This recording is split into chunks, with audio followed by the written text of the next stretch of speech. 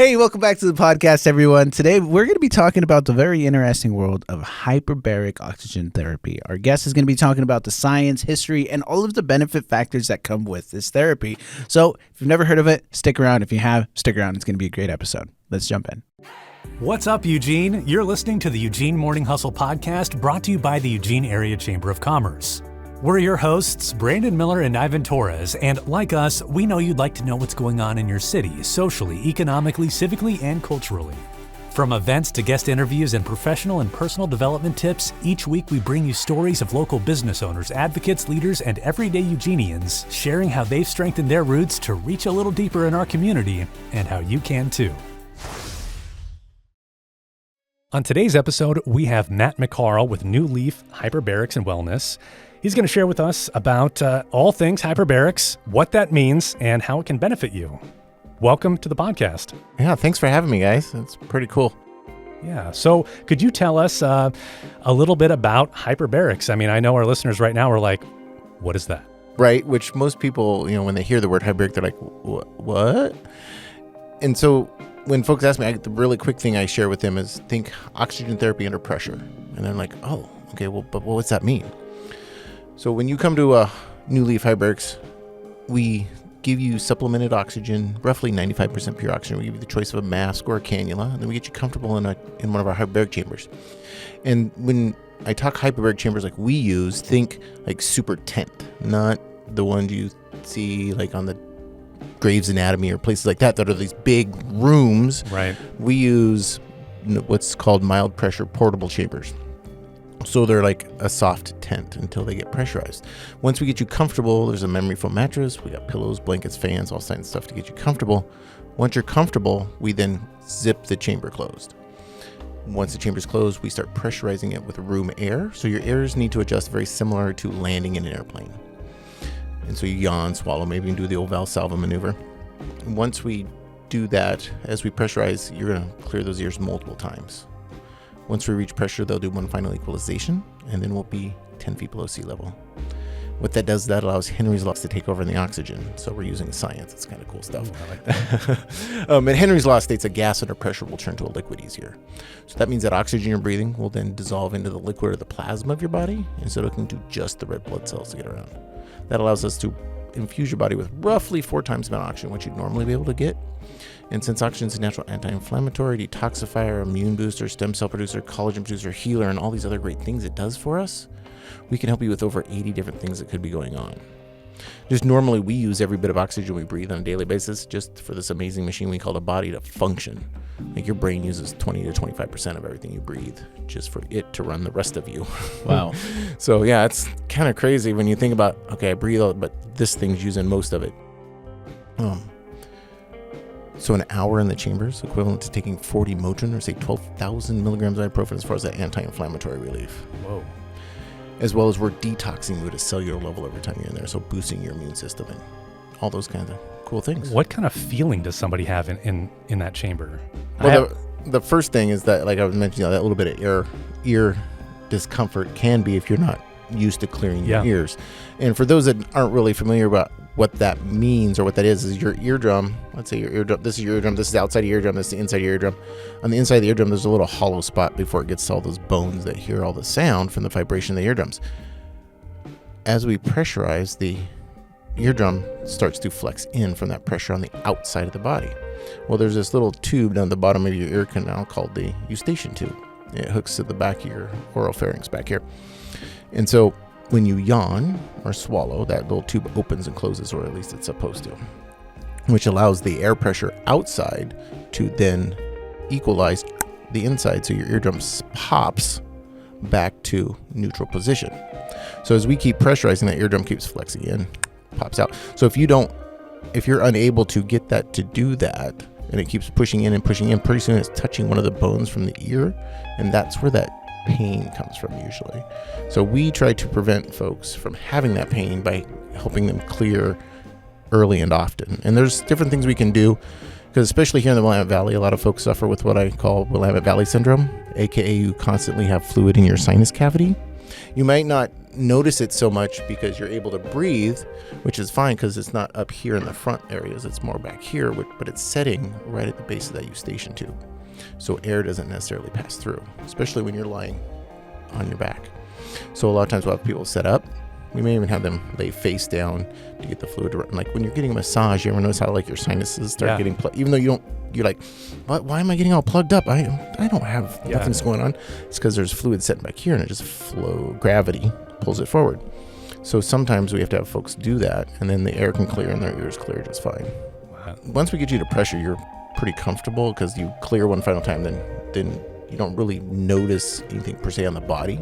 But a lot of folks will start getting a little sense of euphoria and maybe some tingling through their body because as the oxygen starts flowing through and you're getting that excess oxygen, maybe some of the tight joints you have start releasing and opening up, so you start getting some relief. So what are some other things that happen to the body under pressure? Not really too much as far as when we're doing it, because we're doing mild pressure. Now, if you're in the hospital doing like a high pressure system, you get a little bit more pressure on the eyeballs, and other things like that, and your organs get a little squeezed. But what the body does is it goes into a defense mode, so you vasoconstrict, and so your blood flows a little slower. Hence why we use some light therapy to target specific areas of the body. But really, not much of anything as far as the pressure goes. We've been going up and down. It's different. It'd be like, say you live in Colorado where the pressure's a lot less, and then you come live down here. You're not going to really notice the difference per se once you get here. What you would notice is because you were in Colorado, the air's a little thinner up there. So your body is a very smart machine. It's going to produce extra blood cells to get more oxygen to your body. So then when you come down here, for a while, you still have those extra blood cells. So you're able to run better, not get tired as easy, have more energy. Hence why a lot of, you've probably heard that a lot of athletes not only do hyperbarics, but they do what they call high altitude training. They actually have little rooms that they can go in and they can make it at like 30,000, 3,000 feet, 5,000, 10,000 feet while they're training. And what that does, or sometimes they sleep in a room like this, and it tricks the body to think that they're living like in Colorado. So the body starts building those extra red blood cells. So it's like getting this extra support. Mm-hmm. That's cool. So you just mentioned athletes. This isn't just for athletes though, right? I mean, who would this be for? Oh, we see people all across from age 6 months old to 96 years old. So really, whatever folks have that's going on, if a little extra oxygen or getting rid of some inflammation would help them, then it's for them. I just mentioned athletes because a lot of professional athletes have learned about it and use it in their training. And when the Olympics was here a couple months ago, we had some folks that had been using hyperbarics in their training, sought us out, called us, and be like, "Hey, can I get in today? Because I'm running the big race tomorrow, and I want to pre-charge myself, or I just did a big event, I'm a little sore, but I got to do another one, so I want to get ready for the next one." When you're talking about anybody that's facing inflammation or a disease or an illness of any sort, a lot of times doctors prescribe medications for that kind of stuff, right? So would you say that this is like in addition to the prescriptions, or this could even be a replacement for some people? For some people, yeah, especially if it comes to like a chronic inflammatory issue that's causing pain, fibromyalgia, for example. Okay. A lot of folks might be taking some kind of pain medication, whether that's just ibuprofen or Tylenol or something like that. They could be doing something a little stronger. But if we can alleviate that issue, then they don't need those medications anymore. For example, myself, I used to be a big ibuprofen user because I had a neck fusion. I'm missing parts of my body here and there. And so I would take, 800 milligram ibuprofen, sometimes breakfast, lunch, and dinner. But when I started doing hyperbarics, I did it 3 times a week for 6 weeks. When I first started doing it 3 times a week. After 6 weeks, I realized I hadn't been taking ibuprofen as often as I used to, as well as the numbness and tingling I had in my fingers from my neck surgery was gone. So I was like, okay, this is pretty amazing stuff. And I've had other folks tell me the same thing, as well as it will help or maybe quantify what the other medication's doing a lot of times. There's a lot of studies that they're doing now, more and more studies with like cancer and chemo and things like that, to where they've done, like, say, did a group of different folks. One of them just does the chemo. One of them does like chemo and hyperbarics. One of them does chemo and the one of the special diets, keto diets. Okay. Or they just do the keto diet. They got all these different ones, and what they found they were using rats as models, is if they coupled the keto diet with hyperbarics and the chemo, it made a huge difference compared to just one or the other. Wow. Or even like putting all three together was way better than even just two of them together, which was kind of cool. Yeah. What we do find, because we take vitals on everybody when they come in, and so we want to know if you're on a high blood pressure medication, because if you become a regular hyperbarics user, there's a good chance that we'll start regulating your blood pressure to be lower. So we watch that, and if, say, your medication is keeping you at 120 over 80, and we see that, and then you're doing hyperbarics 3, 4, 5, 6 months in, and we're watching this trend where it's 120 and it's 118, it's 115, down there, you start getting a little on the lower side. We're like, you might want to go talk to your physician, let them see where you are now, because they might want to regulate that medication a little bit. Oh, wow. Yeah. Yeah. That's interesting. So, yeah, it could change somebody's whole game there by reducing the medication, right? Yeah. May not get rid of it entirely for some people, but reducing it, which is fantastic. Yeah, we had one of my first Parkinson's patients we had come in. He was pretty deep in Parkinson's. Like, he did what they call the door dance. You come up and you kind of do that little stutter back and forth before he could go through the door. Well, about a week and a half, so he'd done 7 treatments. They came to me on his 8th treatment and said, hey, yeah, our doc just cut his morning meds to a third what he was taking. Yeah, so that was pretty cool. That sounds like quite the success story right there. Yeah. When should somebody be thinking about seeking your services? All the time. Yeah.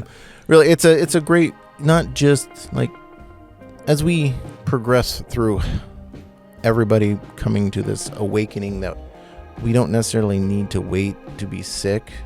Let's do more preventive care. Like, I wish when I was younger, I realized that I only get one of these, which, we all know we only get one of these. For now. Yeah. Unlike, true. I've been listening to those podcasts too. Unlike, somebody made it very obvious to me one time. They were like, so I bought a car. I didn't maintain that car, but I was able to go get another car 5 years later because I didn't maintain it. We have one of these. If we don't maintain it, it's not going to last as long as we want it to. So when I made a huge lifestyle change around 40 years old, me and my massage therapist was actually talking when I started doing massage on a regular basis. And we were just talking, and we're like, yeah, you take your car in every 3 months to get the oil changed. You take it in once a year to have it serviced. You check the tires, you do all these things. But we never do that with this. Like a massage is like an oil change. Hyperbarics is like just making sure your fluids are topped off, So just doing all these little things to help the body be where it should be to run appropriately can make a huge change for a lot of folks. Wow, I love that. That is a great way to put that, because you're right. We, most people don't think of it that way. No, they put more value in that thing that takes them from A to B versus that thing that takes them everywhere. That's awesome. No, I think that's something for me where I'm like, okay, I'm going to start paying attention to that. I want to start getting those oil changes and topping those fluids off and all that. Never thought about that. That's super cool. So you were talking about, you were working with a massage therapist and gave you that kind of analogy there. How did you get involved in this sort of thing? Was it when you were getting massages and that sort of thing, or where did it all stem from? So it all stemmed from that lifestyle change. That I ruptured L4-5 in my back when I was 39 years old, and around that same time, actually I was 37. Back up a couple more years even, and I got back to work just in time for Monaco. I was in the RV industry at that time to say, "See you later. We just sold," because it was 2008. But because I had been a volunteer fireman, I had a little medical knowledge in my back pocket, and they were building Riverbend Hospital. So I knew some folks that worked at the University District Hospital, and they're like, hey, with the building of this new hospital, we need what we call emergency room technicians, and we need folks that have like an EMT certificate. And because I had that training, they hired me. I started working in the hospital. Well, at that time, I weighed about 260 pounds because in the RV industry, I was what they call an RV tech. So I was on the road a lot. So I ate a lot of road food because per diem was like $32 a day to eat on. So you ate McDonald's, and maybe a good dinner. And then also, I blew my back out, so I was not doing anything for like 3 months, just sitting around eating my feelings, if you will. Yeah. So I'm like, I'm in the healthcare industry now. I should be in better shape. So I started looking at different things. I knew I wouldn't last on a treadmill because I don't do treadmills or stationary bikes. And when I go to the gym, I would go to the gym for like 3 months and then get bored and stop. I had been looking at P90X and Beachbody stuff, and I was like, that scares the crap out of me because that looks really intense. And then about that same time, I was sitting at my computer one day and went, ow, what? Okay, that really hurt. Okay, my hand's not numb, my jaw's not numb. Okay, it's not. Okay, it's gone. It wasn't a heart attack. Okay, I'm good. But mentioned it to my doc, and he's like, hey, yeah, let's go have you run on a treadmill, and you should probably take an aspirin every day. And I'm like, hey, bud, I'm 39. No, that's way too early for somebody to be starting. He's like, yeah, but I'm like, okay. Well, it did the whole and it was fine. But that really spurred me into I need to make a super change here. Ended up buying P90X, started it, loved it, learned that there was a business side to it through a friend of mine. I'm like, I don't know if I'll start a business, but I like this 25% off idea on all their stuff. So I did that. And of course, because I had such a great change, people did start asking me what I was doing. And it did turn into a little side business. So I was working at the ER and doing what they call being a Beachbody coach on the side. Through that network, I met some folks up in Tacoma, Washington that were changing people's mindsets on food. Because when you really want to make a lifestyle change, one of the big things is get rid of all the junk that's in your house. And that's a big thing for some people. They're like, I spent all this money on this stuff. I don't want to just throw it away. So one of the things they were teaching people is, well, with those folks, just go in and, tell them to, or help them, not necessarily tell them, but help them go in and be like, okay, these are all things that you shouldn't be eating, but they're still, there's people at the Mission or somewhere like that need, they can't get, so let's give that to them. So then you're feeling good about donating it to somebody's need. And then you go buy the food that you need for you to be healthy. And little things like that they were teaching people. And so I had met those folks. And in 2012, I went to do a curl, and I could curl 20 pounds with this arm. This arm could not curl 20 pounds. And I'm like, what's going on? And I thought, because I had broke my collarbone when I was younger and it didn't set right, I thought, well, my shoulder's all impinged, so I just need to go get some physical therapy. Went to physical therapy, and my physical therapy guys went, well, maybe you have a rotator cuff. Maybe you should go get a MRI. Went to see my MRI. My shoulder guy at Slocum, we did an MRI. He goes, your shoulder looks better than it did 4 years ago. I'm like, okay, well, that's good because I'm in better shape, but what? So he poked and prodded and goes, well, here, go see a neurosurgeon or a neurologist. So I went to the neurologist, and he did the same, pokey proddy things and said, let's go scan you from here to there and see what's going on. 2 days before I was supposed to go back and get the results from that MRI, the neurosurgeon's office was calling me and said, hey, we need to schedule you to come in and see us. I'm like, that's not good. Basically what happened is C4-5 had compressed and pinched the nerve to my delta and bicep. And so the option was more physical therapy or surgery. I'm like, I don't know if I really want somebody cutting the front of my throat open and doing some work in there. Yeah, that's fair. So, but over the course of doing some investigative work, the physical therapy stuff was kind of working, but not really. But I knew a paramedic that had the same situation. He goes, just get the surgery. I'm great. It's fine. It's not that bad. A nurse that I worked with had the similar thing, and she's like, well, I did physical therapy. I didn't want to get the surgery. It was great. And then 6 months later, I was doing physical therapy again. It was great. And 6 months later, I was doing it. I'm like, that's not the wheelhouse I want to live in. So I opted for surgery. So I was off work again, getting recovery from that. And the folks that I'd met changing your mindset on food, we're having a seminar up in Washington at Tacoma. So I went up there. They had some local vendors there, and one of them was New Leaf Hyperbarics. And I went, wow. When they got on stage and showed what they were doing, my mom was with me at that time, and both of us were just like, oh my God, how is this not Eugene? This is such a perfect fit for you. How is this? So with that, I gave it a couple months because it was the holiday season, but then I called up the owner up there and I was like, hey, how do I do what you're doing down here? And he goes, well, we usually look for investors and then we'll come down and, run the clinic for you and get it started and all that stuff. And I'm like, okay, great. So I went out and started finding, a way to fund it. And about a month and a half, 2 months into that, Chad, the owner up there, called me and said, hey, so we've decided we're not going to let you invest anymore. I'm like, what? No, I'm already like this deep into this. We're doing this. He's like, well, relax. He was actually, we've been talking with our investors and our lawyers and stuff. We want a franchise and we want you to help us set that up. I'm like, 15% investor to 100% franchise owner. Yes, let's do that. So that was 2013. Fast forward 2015, June, open door, and now we're just a little over 9 years old and going crazy. But unfortunately, now it's just us. Things happened during COVID and up in Washington, and actually we lost Chad during that as well. So his wife she actually travels around just selling hyperbaric chambers now. Yeah, she goes to different conferences for like autism conferences or naturopathic conferences, different conferences they have throughout the U.S. and talks with docs or people that are there learning about the different types of therapies they can do and sells chambers to folks. So, yeah. Wow. That is quite a journey from from where you were to where you are now. That's fantastic. Thank you for sharing that. So speaking of COVID, how did that happen? Like, how did you get through that? I mean, was that challenging, or were you like, this is a safe space for people? A little of both. Yeah. I mean, at first, governor said you had to close. Right. So, all of us non-essential. So I'm like, I don't know. Am I essential? Am I not? I don't know. Okay, we'll just close. But I use VoIP phones, so voice over internet phones. So I was able to take my front desk phone home and plug it in my house. And if people would call, it would ring in my house. And just after a week or so, the phone started ringing and people needing to get in. And I'm like, that sounds like I might be essential. So worked very diligently for another 5 weeks to figure out how to do this safely.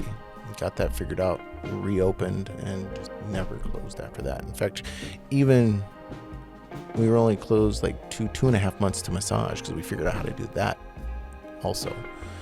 And through that journey,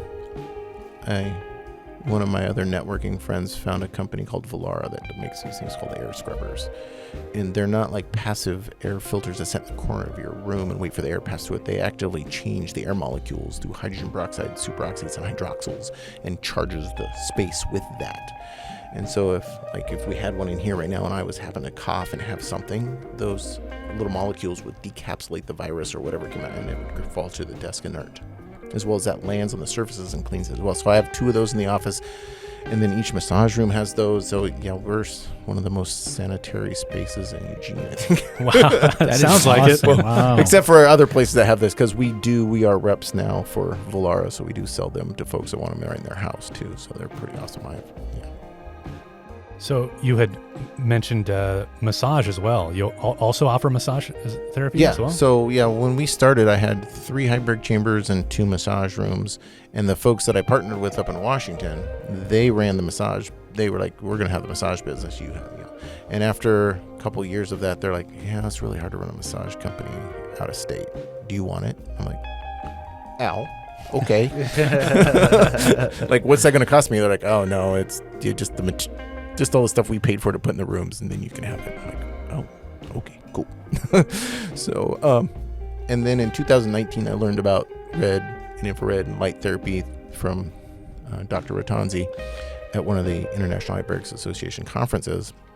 I learned how that is a great stackable modality as well with hyperbarics, and how that can help us target specific areas in the body. So we have multiple size pads, but say you have like some low back pain.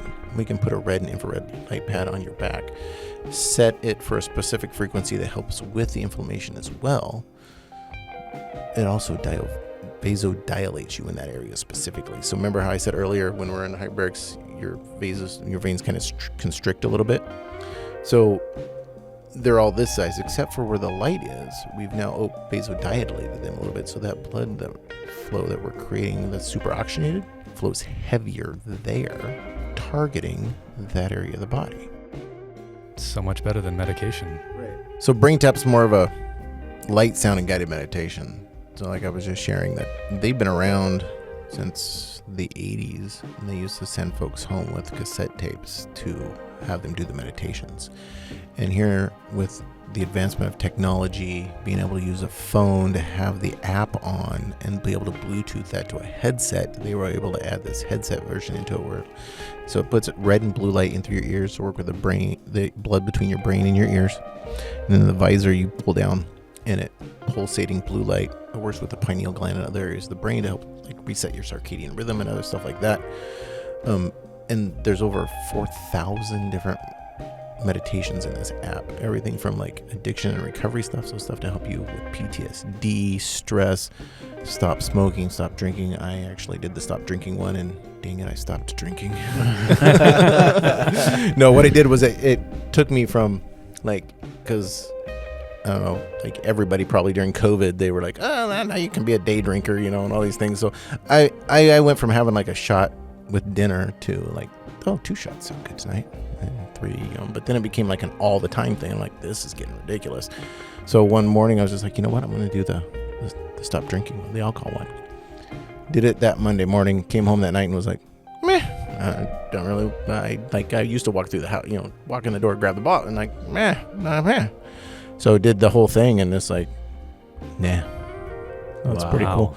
Yeah, it's the way it rewires your brain is pretty cool, as long as you're, This is a service you have there. Yeah, so in one of the rooms I have those headsets on. Coupled with that is another device called a NeuroCheck. So NeuroCheck is a soft piece of software that's on a laptop that I have, but it uses a little device that has some clamps, and we clamp it on each wrist, and it uses HRV, or heart rate variability, which is like all the Oura rings and your watches and everything uses to, like tracks your sleep and your walking and your all that stuff throughout the day. Well, the software that I have actually gives me a feedback on what your autonomic nervous system's doing. So it tells me if you're in fight, flight, or just completely stressed. Oh wow, that's wild. That is intense. As well as it also shows me like your hormonal balance in your brain, as well as your chronological age versus your biological age, which a lot of folks that are into the longevity stuff, that's what we're looking for. It's not, that you're going to look younger forever and stuff like that. Of course, that would be great too. That's where, like plastics and things start taking. But if we can be, biologically 60 or chronologically 60, but biologically 40, that's, an extra 20 years that you're going to keep moving, that your organs and your brain and your things are younger as far as health-wise, can allow you to live a higher quality of life, not necessarily quantity, but quality. Because I think what we all want is to, be here in our lifespan and kind of maybe dip a little bit and then, we're done. Not do this 70 and then another 20 years down here, just barely surviving. Right. You still want to be mobile. You still want to be able to do the things that you should be able to do, mm-hmm. right? Yeah. Well, that makes sense. Matt, quick question. So I want to book a session. What does that look like? So the easiest way, there's a couple different ways. The easiest way I find for folks is just call our office, and then we find the day that works for you. Our physician needs at least 24 hours to go over your medical history, the pre-screening. It's all done online. He looks at it, and then it's like, yep, they're good to go. The only people we really can't see is somebody with a non-treated collapsed lung. With that being said, we're very particular with a couple other conditions that you may have that we may be like, why don't you get this taken care of first? Like if you have a bunch of fluid around your lungs and different things like that, like a little pleural C with some water in there. Or if you have like a pacemaker implanted medical device, we need to call the company, get the specs on it, make sure it's been pressure regulated to most pacemakers and ADs are pressure regulated like 200-300 psi anyway. So, but it's nice for us to have that spec sheet on your chart. So once we find the day, we book your appointment. You get the email, you fill out the forms, and then you come in and you spend an hour and 45 minutes with us the first time, because the first time every time you're in chamber, at least 65 minutes. We do 90-minute sessions and 2-hour sessions, depending on either what we're treating. So a lot of studies have found that 90-minute sessions can be better for like concussions and strokes and things, brain stuff. Or say you live in Coos Bay or Roseburg or Salem, and we want to be able to give you a certain oxygen dose per week. So like instead of coming down to the office 3 days a week to get that dose, you could do 2 90-minute sessions and save yourself that travel and gas for that day in between. Is this something that's covered by insurance or something that you don't deal with insurance? It's a question I'm sure people have. So. It's my favorite question, actually, because it's a really great answer. Yeah. The answer is yes, no. So how that works is there are 14 pretty major conditions that are covered by the FDA that are approved that health insurances will cover. Stuff like crush injuries, the gas gangrene, the bends, CO poisoning, non-healing diabetic wounds, non-healing surgical skin flaps, delayed radiation sickness, necrotic bone tissue from radiation, all these things. And you're normally going to be in a hospital for that anyway. So they will see you in one of their chambers. Speaking of which, McKinsey Willamette has the wound center over in West 11th. They have a couple hyperbaric chambers in there. Riverbend has like 3 hyperbaric chambers, and I believe they still have one over at McKinsey itself. So all the other things like people that I see is what's considered off-label. So standard health insurance, not so much. But that's one of the things I'm working on. However, if you happen to get in a motor vehicle accident and you have a concussion or just some severely bad muscle strains and stuff like that, and you go to your MD, ND, Chiro, and they're like, hey, you should go over here. I'm going to write you this script. I want them to see you twice a week for 6 weeks, and then I'll reassess you.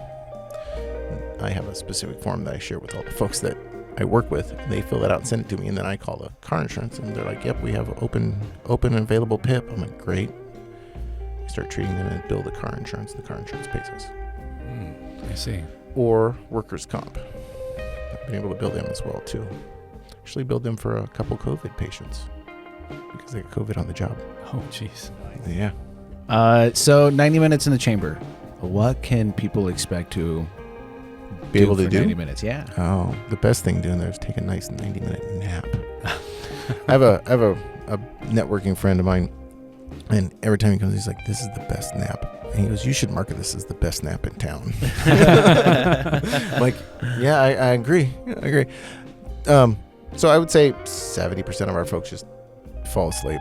Some folks will take, they can take you can take your phone in there. You can doom scroll if you want to. I wasn't sure if there was like highlight magazines and Sports Illustrated in there just hanging out. No, a lot of folks will take their phones and they'll turn on a guided meditation or just listen to music. Some folks take a book in there and read. Sure. Oh, yeah. That's a good way to do it. I would say most of our clients just drift off to sleep. You shared a little bit earlier about a client success story that you have. What are some client success stories that come to mind immediately where you're like, you know what, this was incredible. We took them in, they had this going on, and this is their journey? There's a couple different ones. One of my first stroke clients, she was 5 years post-stroke. And she came in and her right arm was all retracted and pulled up because she had a left hemispheric stroke. So the right side of her body was affected. She couldn't really use her hand at all. And she walked with a cane and had a little brace on her leg to keep her foot where it needed to go. She started doing 3 or 4 treatments a week in like the end of October. February, she purchased a bunch more treatments. I set the receipt up on the counter. She reached out with her right hand, grabbed a pen, and signed that receipt. And I was like, "Oh!" She's like, "Oh yeah, I can do that now." I'm like, "Awesome!" Because at that time, I'm more on the marketing side of things. I mean, it's my clinic, but I have a staff that runs it for me, so I don't get to interact with the clients all the time. So to see that, I was like, "Wow, that's pretty awesome." She's like, "Oh yeah, I can do that." It's like pretty cool. As well as after a couple years of treating, so after 2 years of treating with us, let's back up just 1 second. So prior to coming into her stroke, her and her husband would go walk on the beach every Thanksgiving. So after seeing us for 2 years, they were able to do that again. Yeah, that was pretty cool. What a win. I mean, Yeah. You're giving people their freedom back. Yeah, she never, it's like her hand still doesn't work completely 100%, but she's able to use it. But yeah, she wasn't able to use it at all. And her pain, less chronic pain, different things like that. The other thing is, like, she's told me that going to Hyperbarics before chiropractic treatment, the adjustment's less painful for her. Another person that comes to mind is a dear friend of mine, who became a dear friend of mine. I knew her through networking things like Chamber of Commerce stuff and different things. She owned a farmer's agency, and she was driving. She just bought this new car. In fact, her story's on our Facebook page. It's at my YouTube page. It's all over the place. She did a interview for us and shared her story. She was driving her new car, glimpsed a deer coming. Like, she slammed on the brakes, truck behind her, shoved her down, and like she was in ICU for like a month and a half or so. Got out, new hip, new this, new that, all fixed. They put her all back together and said, "Okay, see you later." And she was coming to meetings, and so I'm like, "Hon, you have a concussion." She's like, "No, they said I was fine." But the more we talked, and she was like, "I just can't, and she knew, and she tells us in her story that, like, she goes, "I would talk to people on the phone, and I couldn't figure out quotes, and just numbers weren't working. She was to the point she was going to sell her business." And I said, "No, come see me." And we turned her around. She kept her business. I mean, she did really well she was close to retiring when we saw her. But she kept her practice, I think, for another 2.5 years, and then sold it. And now she's retired and enjoying life. Wow. That's amazing. Somebody that almost just called it quits and seeing you and going and get some treatments. Yeah. Wow. That's amazing. Yeah. Alrighty, everybody, we're to that part of the show where we get to know our guests a little bit better. So, Matt, are you ready for it? Sure. All right. So when you're not at work, what do you like to do? How do you spend your time? Oh, that's a really interesting question.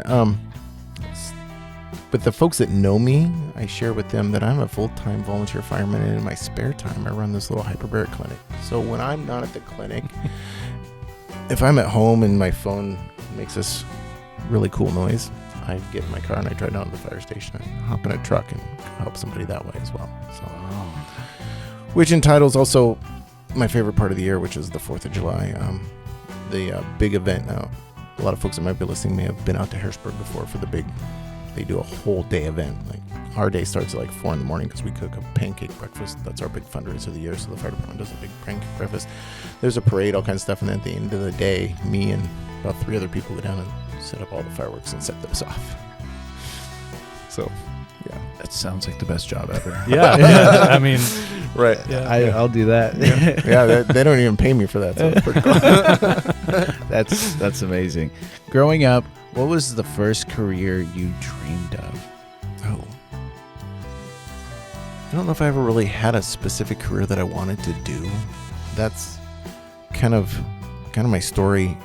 If we told my whole story, was I was in the midst of discovering myself when I met a young lady and we got pregnant and married in that order. And then, life happened. So I don't know if I really had a career path to start with. I was still trying to figure myself out when all that happened. I was managing gas stations in 19 and going to college. I would come in, open the station, and then go to college in the afternoon. But the company I worked with lost their lease. So I had to go out and start putting in job applications, and unfortunately, got hired by a motorhome company. And so I went, 4 days a week, 10 hours a day, and pretty soon it's 20 years later, Yeah. So, but in that meantime, I started volunteering with the fire department and started doing that type of stuff. So cool. I was just going to ask when the firefighting came in. Yeah. So it was 1992. I was sitting I moved to Harrisburg in 1989, and I always heard the siren. And I actually took over my grandma's property because she had moved out and moved in with my parents. So I'm like, hey, why don't I go take care of grandma's house? I can live there and keep it up, and that way it's not just falling apart. And so I was living there, and I'd always heard the fire siren and stuff like that. And, you know, like 4th of July come around, they come behind the truck to do the collections for the fireworks and stuff like that. And just one day I'm like, you know what? I'm going to go down and see what that's about. And just fell in love with it. Been there since. It was actually July of 1992. So been there a day or two. Yeah. What is something that surprises people about you? Oh. Well, we just talked about one of them. Because people sometimes will ask me what I like to do for fun. I'm like, I run into burning buildings. That's like, what? That me and my wife have raised over 30 children. We only have 3 between the 2 of us, because I was married and then divorced, and then the wife I have now, we have 1. But between like my sister's boys coming to live with us for a couple years, her cousin coming to live with us, a local boy who came over for the weekend because his mom was going camping and he didn't want to go, but he was the same age as our kids, so he came over for the weekend. And then mom calls us the following week, goes, hey, I just moved to California. And we're like, so what do we do with Wes? And she's like, whatever you want to do with him. And I'm like, okay. So we got another child. Then we did foster care for a while and all these things. And yeah. Wow. In fact, we have our youngest is 29, almost 30. But we have an 11-year-old at home right now. So wow, that's wild. he's our last acquired child, as I like to call them. What does self-care mean to you, and how do you approach it? Oh, self-care is a lot.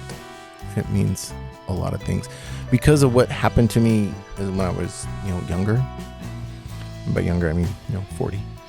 And feeling the difference that it made to start doing self-care, it's like the top of my list. I get up at 4:30 in the morning just so I can work out before going to work, because I know if I don't do it then, it's not going to happen later in the day, because this day happens. As much as I would maybe prefer to do it at night, afternoon when I get home, too many other things can happen at that point in the time. So that, and then my mom was pretty much, like, hey, take your vitamins and stuff. And then, as I got older, I was like, yeah, whatever. But now, after all that stuff, I have a whole plethora of supplements that I take.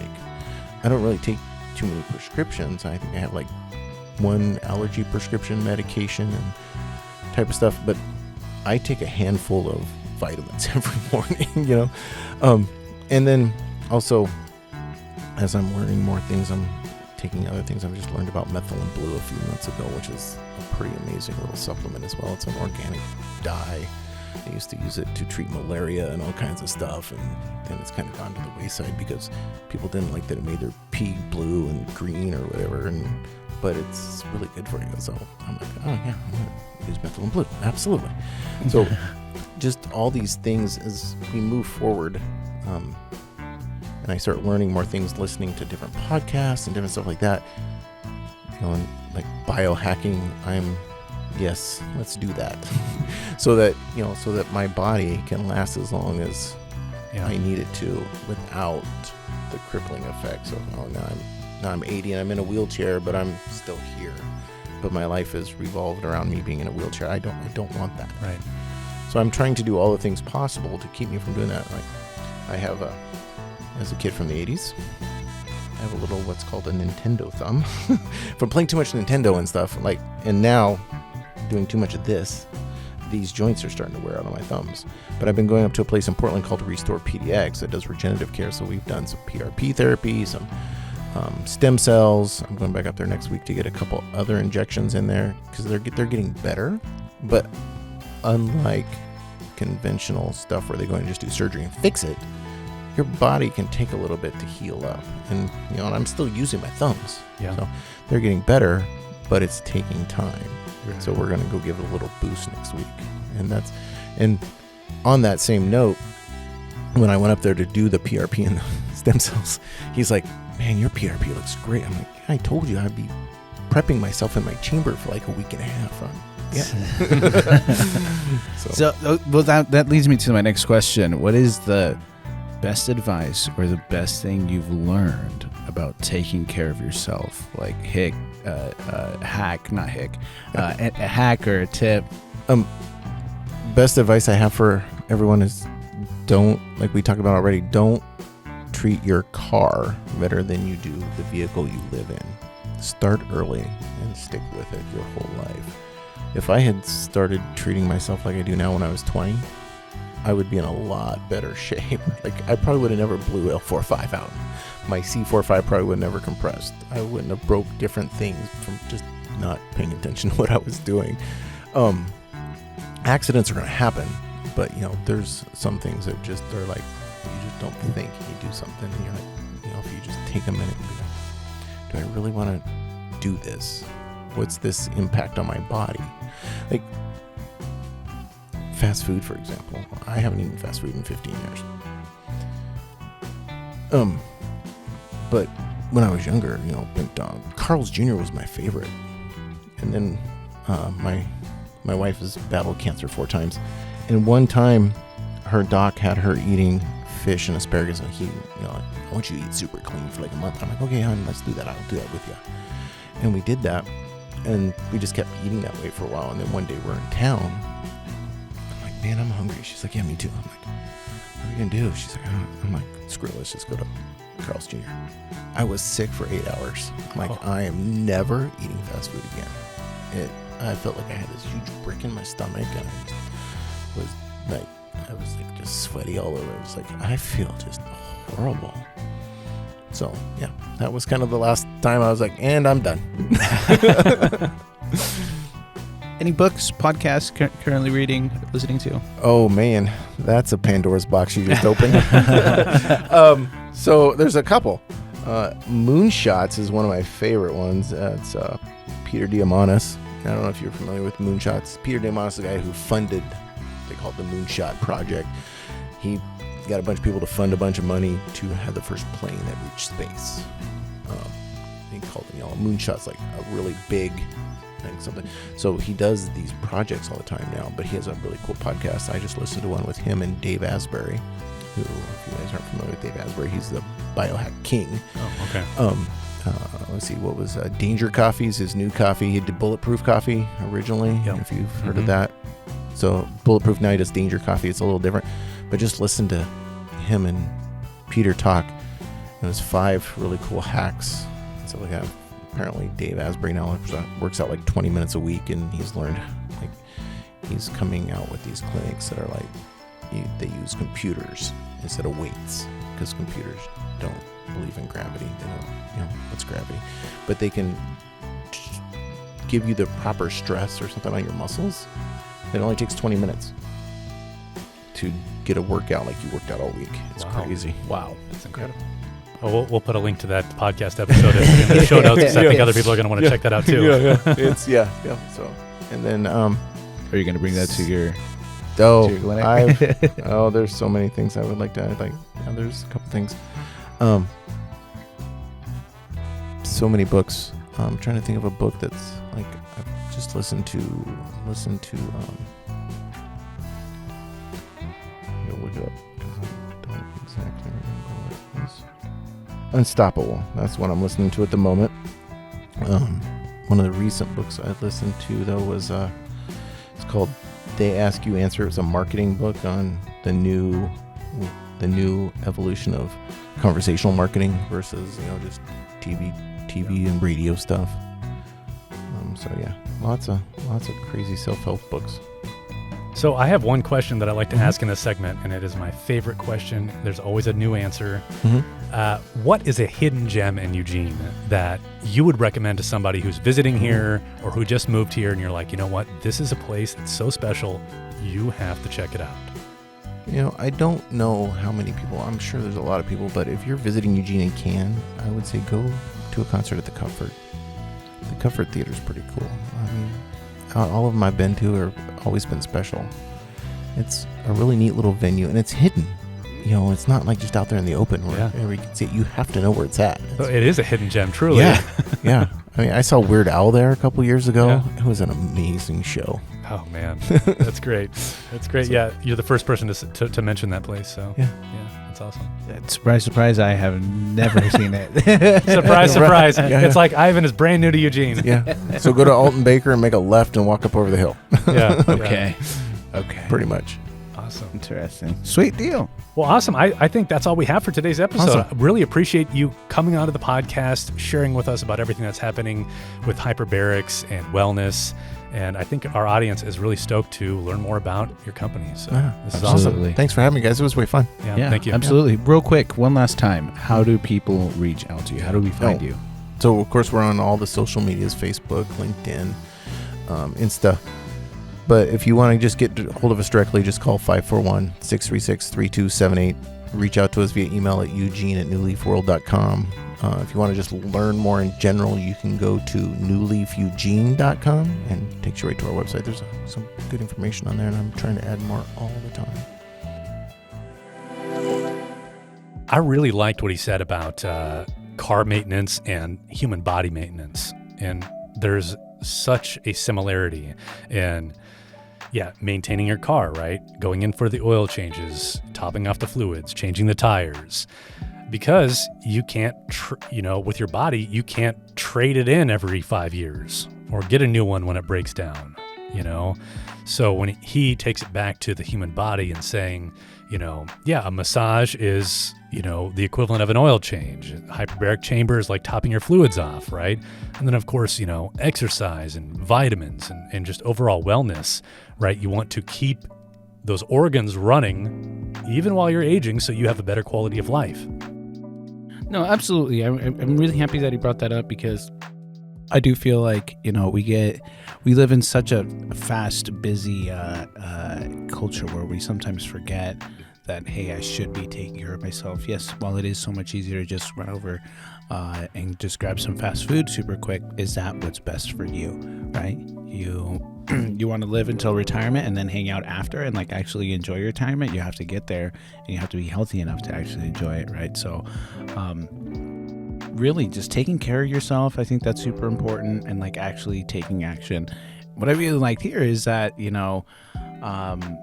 it's super simple, right? You set up the appointment, you go in, you lay down, and you kind of just hang out until it's done. So, and you start seeing some health benefits there. So I'm excited. It sounds like something worth checking out. So we should definitely go do that. Yeah. But that's all we have for today's episode. So thanks for watching and listening, and we'll catch you on the next one. This episode of the Eugene Morning Hustle podcast was brought to you by the Eugene Area Chamber of Commerce and sponsored by Ivan Torres of Business Block Studios and Brandon Miller Voiceover.